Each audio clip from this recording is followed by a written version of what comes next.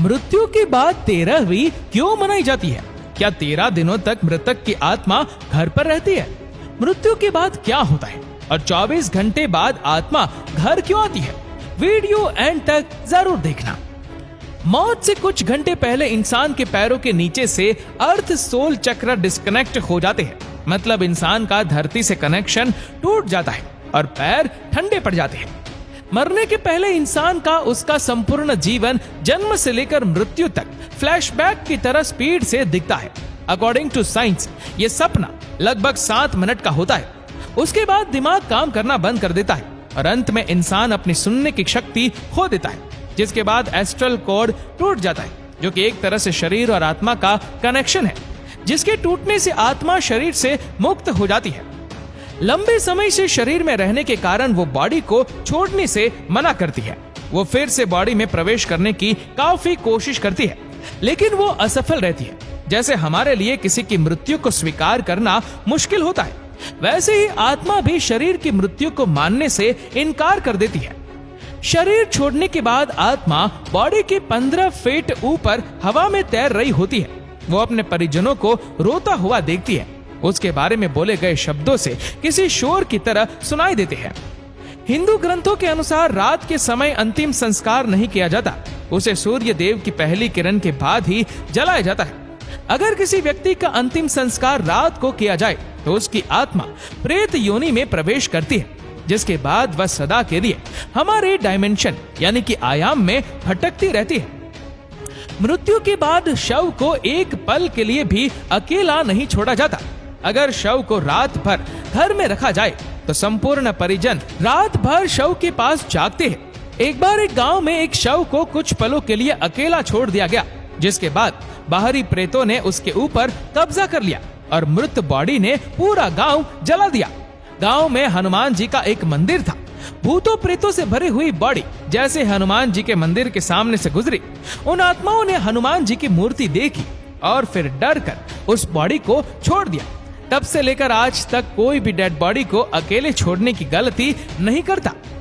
अंतिम समय में 2 यमदूत आते हैं। वो मरने वाले के साथ जैसा उसने संपूर्ण जीवन लोगों से व्यवहार किया था, ठीक वैसा ही व्यवहार उसके साथ करते हैं। अगर मरने वाला अच्छा आदमी है तो वो इजीली प्राण त्याग देता है, परंतु वो पापी है तो यमदूतों के टॉर्चर से वो तड़प तड़प कर मरता है। जिसके बाद आत्मा को एक प्रकाश में गुफा से होते हुए यमदूत यमलोक लेके जाते हैं। रास्ते में वैतरणी नदी पार करते हुए आत्मा को जाना होता है। यह नदी आग से लथपथ होती है। जिसने अच्छे कर्म किए हैं वह आसानी से इस नदी को पार कर लेता है, लेकिन अगर कोई पापी व्यक्ति है तो उसे काफी पीड़ा भोगनी पड़ती है। जिसके बाद उस आत्मा को यमराज के सामने खड़ा कर दिया जाता है। फिर चित्रगुप्त जी उस व्यक्ति के पाप और पुण्य का लेखा जोखा यमराज के सामने रखते हैं। उसके कर्मों के आधार पर उसे स्वर्ग या नरक भेजा जाता है। गरुड़ पुराण के अनुसार कुल 36 प्रकार के नरक है। यहाँ बताई गई यातनाएं किसी की कल्पना से भी खतरनाक है। अगर कोई व्यक्ति सुसाइड यानी आत्महत्या करके प्राण त्यागता है तो उसे और भी कठिनाई सहनी पड़ती है, क्योंकि उसने निर्धारित समय से पहले ही हार मान ली। ये शरीर हमारा नहीं है, ये किराए का मकान है जिसे कुछ समय के लिए यूज करने के लिए मिला है। ये मिट्टी का है और एक दिन मिट्टी में ही मिल जाएगा। गरुड़ पुराण के अनुसार हमारे वास्तविक जीवन में किए गए हमारे कर्म ही हमें स्वर्ग या नरक दिलाते हैं। उसके बाद अगर कोई साधु या तपस्वी है तो उसे मोक्ष की प्राप्ति हो जाती है। सबसे बड़ा सवाल ये सब बातें हमें कैसे पता? गरुड़ देव जिनका बल अतुलनीय है, वे एक 700 इंद्र को पराजित कर सकते हैं। गरुड़ देव स्वर्ग से अमृत कलश लेकर उड़ गए थे, लेकिन उन्होंने अमृत पान नहीं किया। उन्हें बिना अमृत के ही अमरता प्राप्त हुई।